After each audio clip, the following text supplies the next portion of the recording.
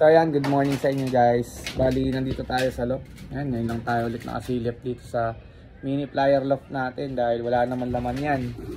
Ayan mga kalapatids, malinis na malinis dahil nire-ready natin yan para sa pagsampa ng mga YB natin na pang north.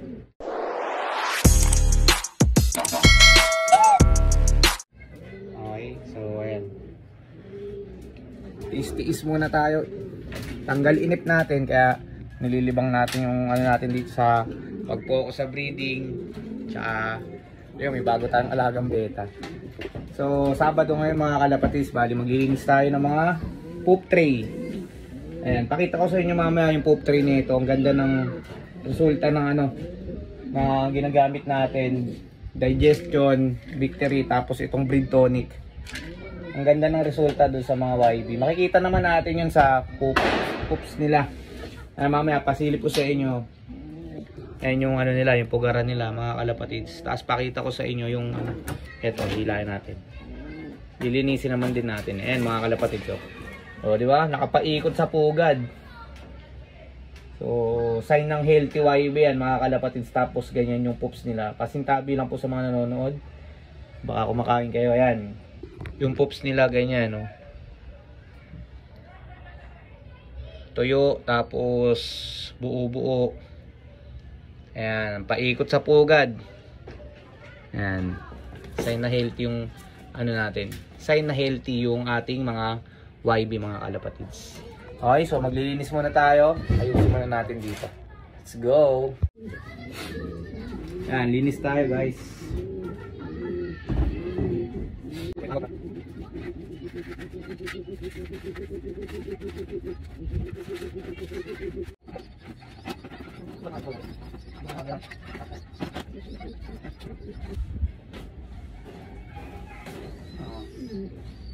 Pabilog.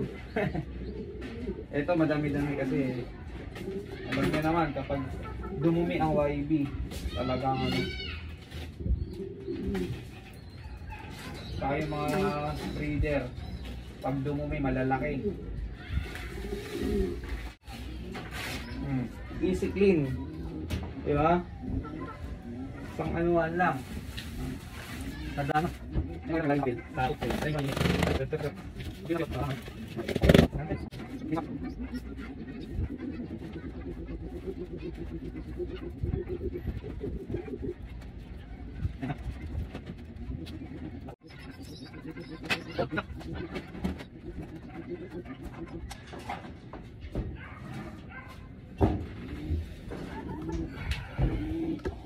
Ayos na mga kalapatids, so malilinis na.